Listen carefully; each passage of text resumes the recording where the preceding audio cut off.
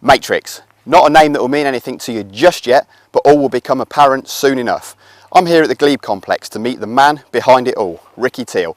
He's going to take us through the latest products and innovations they've got in store. Let's take a closer look.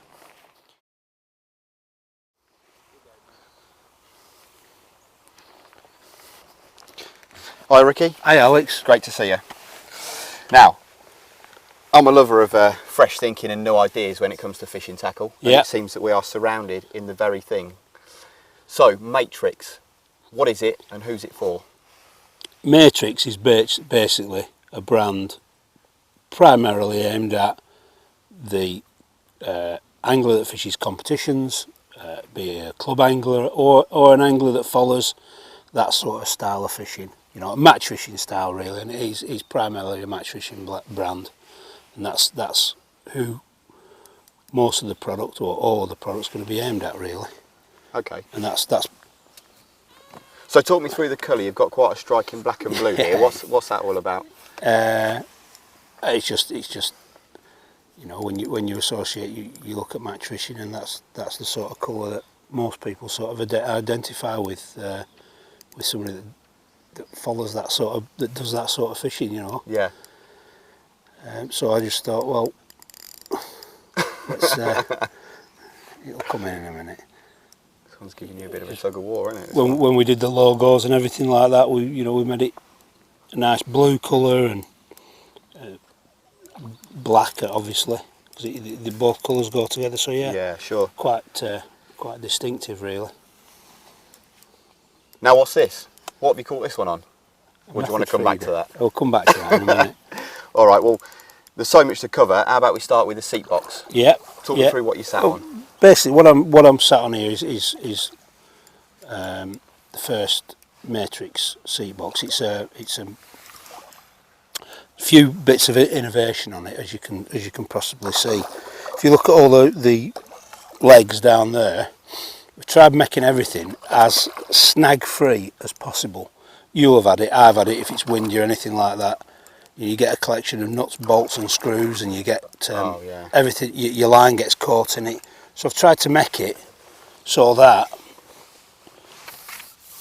your line is very, very difficult to get caught on.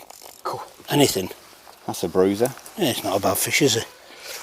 Yeah, see, it looks very, very tidy, nice and neat. Yeah. And as you said, I mean, there's nothing worse than netting a fish, putting your rod down, you know, picking your rod back up, and all the lines tangled around the nuts and bolts and fuss. Yeah. You know. So I've tried eliminating all that. Also on this is obviously a station type box. I mean, the first one. I've tried to make it get the starting position of the box, so each one of the legs is level when it's fully retracted into the frame of the box. A lot of them now, you get all the legs at different level. Don't you, the back to get the box. Well, this isn't. These are all the same level. We've engineered it so that they're all on. So when you first put your box down, if your platform that you're fishing on is perfectly flat, it'll just sit on it and be perfect. And all the legs are fully adjustable as well. Yeah. So basically, you could conquer pretty much any bank with that. Pretty much so, yeah. Pretty much so. What about the leg diameter? What's the thoughts? What we've done is, I mean, I did quite a bit of research into that and asking a lot of people, and I found out that basically, I would say 85% of all seat boxes made in Europe have 25mm round legs. You know, when you look at different manufacturers and what they do, and I thought, well, rather than go my own path and try and make something a bit different, I'll just stick with what everybody does. And also it alleviates having loads of different fittings for accessories and stuff like that. And again, with the accessories, as you can see here, we've done the same sort of, we've called it snag-free, same sort of snag-free principles, where we want it to be as difficult as possible for an angler to catch. I mean, sooner or later you're always going to catch your line on things, but I think you can eliminate most of the things out of it by just making things nice and neat and tidy and not having loads of screws or anything like that protruding. Yeah, sure. So that's basically what we've tried to do. So as well as having you know, your own range of matrix accessories, any other sort of 25mm leg accessories will also anyone fit. Yeah, and it's all non-marking and it's quite easy to use. Go on then, let's get this one on the money. Let's get another bite. That's about right. So what about the accessories themselves? What's in the range? Pretty much everything that you'd need. I mean, to start with, we've done things like stuff to put your key net on, like you can see here.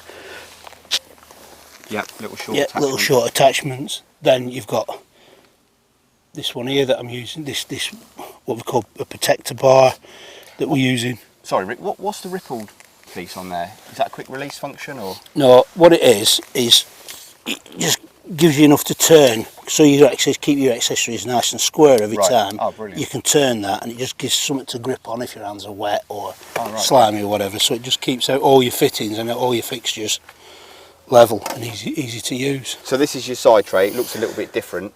Yeah, what I've done with the balls, you can see a ball here that I've got ground bait in, and that'll be one. It's no good here, is it? I'm going to have to stop fishing and start explaining stuff to you. Now, what you can see here, I've done the side, this like bait waiter type side tray will fit 4 square 2.2 pound bait tubs. Yeah.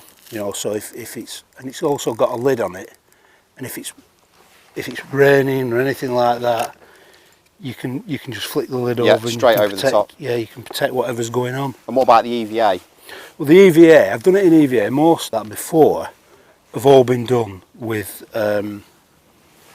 normal nylon. The problem you get with normal nylon, if you put ground bait and it's got salt in or any sort of fish meal or anything like that, it rots very quickly with material. You've all had it. I've had it. I mean, I think there's a collection of ground bait balls at the back of my shed that from everybody, not just, you know, various stages of decay. That are, in various stages of decay, because they don't last. So, you know, you've got this material EVA. I just thought, well, make them all out of that. And there's 3 sorts. That's the big round one there. You've got this square one, like I said, that fits. Yep. Love this. Obviously, living in the UK, we're subjected to quite heavy rain a lot of the time. You can just, you know, so flip that over, keep everything dry.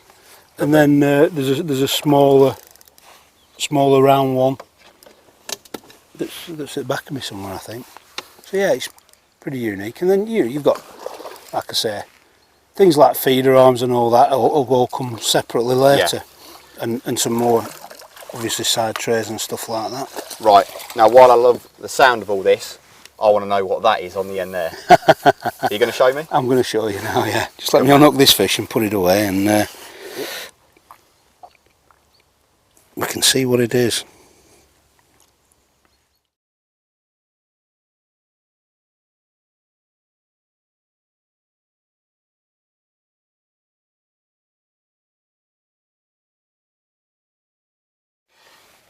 Now, Ricky, this is what excites me.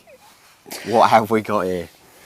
Well, basically, I've been looking at how method feeders work, and I believe it's a method that's still got a long life left in it, but it needs to be altered in certain ways, and fish obviously wise up to different things and how things are going on. So what I've done is I've done this is one of 2 that I've got to show you. This one, I've called it the hoop one. Now, conventionally with method feeders, you get hoops going all the way across. Yep. Yeah, they can snag your hook bait in them, your line or whatever. Presents quite a few problems. Yeah.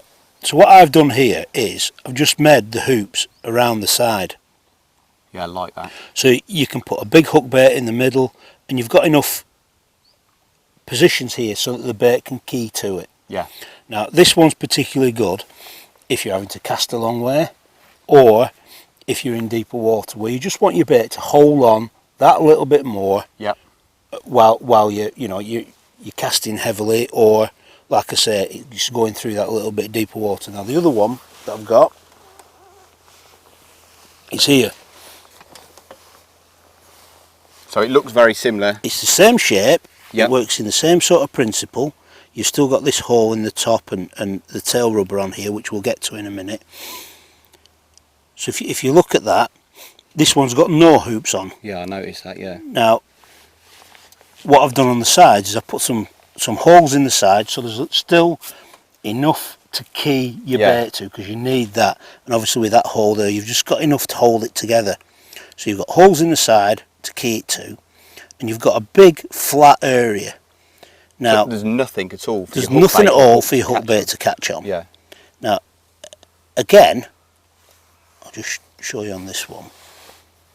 With having your basically your pivot point here on your rig, if you have a 4-inch hook length, which most fisheries say you need, your bait is always closer to your ball. It's right in the epicenter almost. It's right in the epicenter. It cannot be any closer without having a little tiny short hook length. Yeah, I love that. Really like. You know, some people would use, some people could do in certain places. But no, I wanted to get it so that, you know, traditionally when you look at it, when you look at method, it's like that. Yeah. Your hook bait's there. And you've got a long length. You've got a long length, so your hook bait can be that far away from your feeder. Yeah. You know, fish wafts it or whatever, the hook bait falls away. With this one, it can only go that far. So you've got more fishing time. Yeah. Yeah? Yeah, your hook bait is right there. So this is an inline setup, yeah? This is an inline setup, and I'll show you, I'll move this rod out of the way. I'll show you exactly how it works. So I did have a little sneak peek at this, and there is something a little bit special about this. Right, so this the quick change feature, as you've known when you're fishing inline method feeders, usually to take it on and off your line, you have to break your line or dismantle something, and it can be a bit of a faff, so you tend not to do it. So what I've done here is, with this feeder, you can see there's a hole in there. Yep. You just take the tail rubber off, slide it up your line. Yeah? Yep. At the back there's a slot. Oh, I love that. Pull it through. Brilliant. And pull you up through and it's slid out. Now I can put another one on, I can put whatever I want on. Yeah? So you could change weights, you can take your rods ready made up, no weight clanging against the plank. No, nothing like that. And obviously just to put it back on again, you just reverse the process through the back of the feeder. Yep. You put your hook link through first, grab your hook from the other side, pull your bead or your stop through, put your line in the slot, and just push the tail rubber over the top. Yeah. And because the weight's there, your line will never come out of that slot. Yeah. Because it's acting against itself. So you've got this inline, straightforward method feeder. And it's 100% safe. 100%. Yeah, you can see that. If the line broke, the feeder would just drop straight off. So it's brilliant, really like that. And are you only doing inline? No, there'll be elasticated ones to come, but that'll be later. That'll be sometime in next year. They're still in the development process. Very much so. Very much so. But no, I thought you'd love that. You like that. You know what I'm like. You know what sort of fishing I do. And that, that really appeals to me. Love the thinking behind that, and the two variants as well. You know, the other one for shallow water. Well, this pick this up again. You know, like you see here. Perfect for shallow water if you're not going so far, or even like I've been doing here. I've been feeding, which is very popular now. Feeding a line on a feeder line on the pole line. Yeah. You know, you're feeding, you underarm it in, and it's perfect. I mean, these we'll talk about these rods afterwards and why they've been developed for this sort of fishing. But the feeders, especially for that sort of quick fishing, you know, you're not chucking so far. You don't need masses of force to keep your bait on your feeder if you're only underarming it, you're only chucking 20 or 30 yards. They're perfect. This is perfect. But if you want to go that bit further, or the water's that bit deeper, you need something. So